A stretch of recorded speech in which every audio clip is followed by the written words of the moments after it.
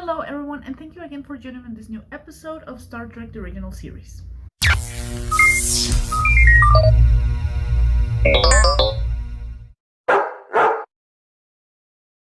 Okay, so today's episode was Season 2, Episode 2, Who Mourns for Adonais. So this episode, I can't remember if somebody voted for it, but it got less than 4 votes, that's for sure, because that was the last count. I was, the least amount of votes I was counting for the ones that were going to be shared.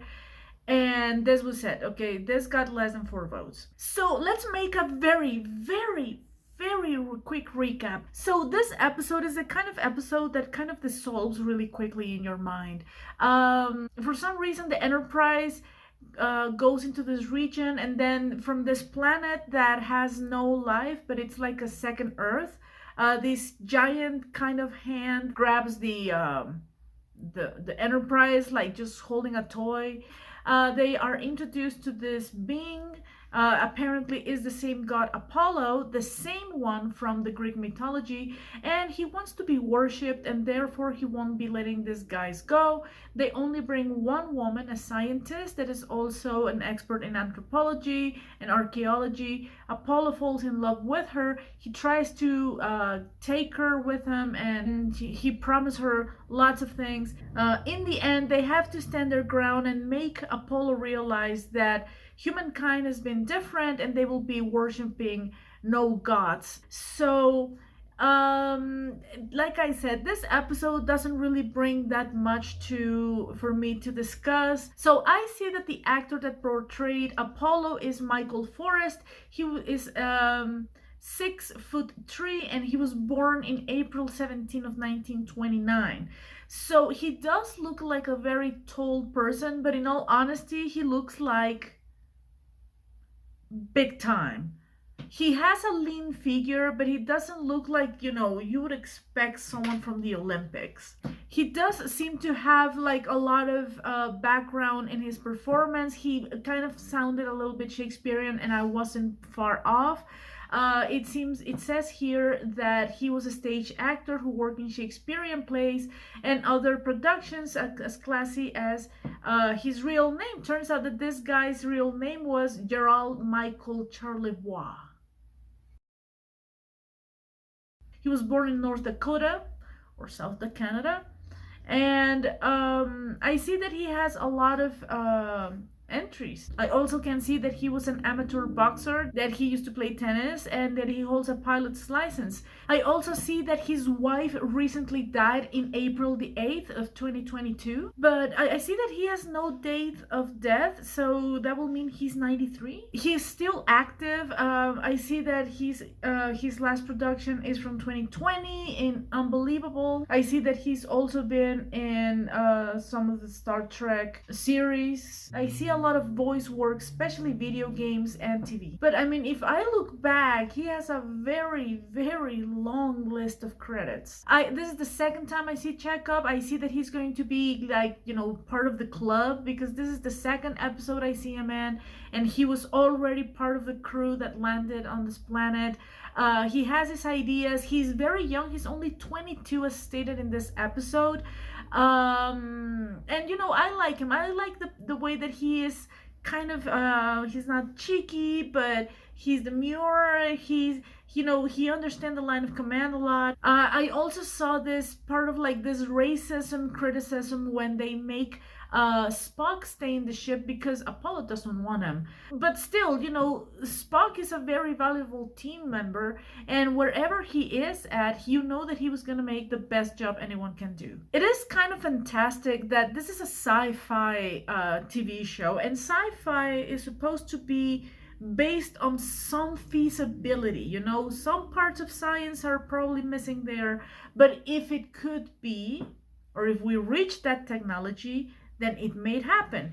In this case, we're talking about god entities, and the fact that this is kind of an idea to be entertained in a sci-fi show makes it interesting in the way that the writers integrate this story into their canon.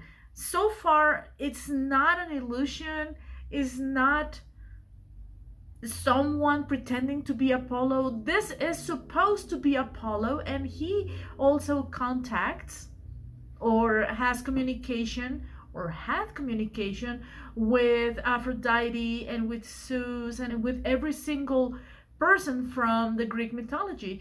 And the way that Apollo is portrayed here is pretty much like Greek mythology has portrayed their gods. One of the things that makes them so interesting is that even though they were gods, they acted very human. And this is something that we learn from Greek mythology. Even though they are gods, they have lots of flaws. They act under jealousy, they can be deceiving. So their attitude, even though it might be godlike, it's very human like in many aspects. And this is what made people back in the day kind of feel identified with some of their pantheon, considering that since every god had a flaw and we are flawed, we will feel identified with them. And one of the things that is very human is the way that man, I can't remember her name. And one other human thing that I saw here was the way that Carolyn ended up rejecting Apollo. Now, Apollo kind of talks to her. He gives these sweet words in her ear about her being worshipped and be treated like a goddess. So obviously, you imagine this life and you go like, "Yeah, I want it." And this is a human ambition, probably, to be revered, to be on top than everybody else.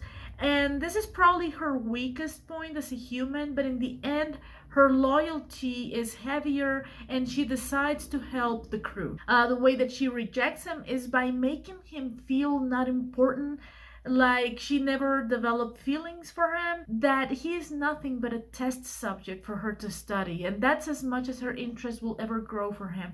So this makes him feel tiny, and this is not something that a god likes to feel, especially a Greek mythology god. I did read that the title for this is from Adonais, an elegy on the death of John Keats by Percy Bysshe Shelley. I don't know if I pronounced that correctly. And in line 415, it reads, "Who mourns from Adonais?" So when I read the title, the first thing I saw was that Adonais, I felt like that's like the Hebrew name for God. And then some people are taking it like from the Greek mythology, from Adonais, but also Adonais will be this Hebrew word for no for God. So basically is who mourns for the gods. So this is an interesting aspect from Greek mythology, the decay of the gods. Even though they leave a lot of legacy, they leave children everywhere, you know, the demigods and stuff. But in the end, even though they gave all this pleasure to men, they also gave a lot of grief and tragedy. So this is why men and gods were always kind of like not reaching an agreement. I think that this episode had a lot of potential, but it was not completely developed, considering that we're talking about gods and we only get one, Apollo. From all of the gods, you get like, yeah, but when we think about Apollo, you think about him with either, you know, holding a bow and arrow or holding a musical instrument. Here, we only see him holding the musical instrument, but he doesn't really do something important with this. And the fact that he doesn't hold a bow and arrow kind of diminishes his character. It would have been awesome to see this guy that, you know, from the waist up, because no matter what you say, it would have been awesome to see him also kind of menacing looking, holding this bow and arrow.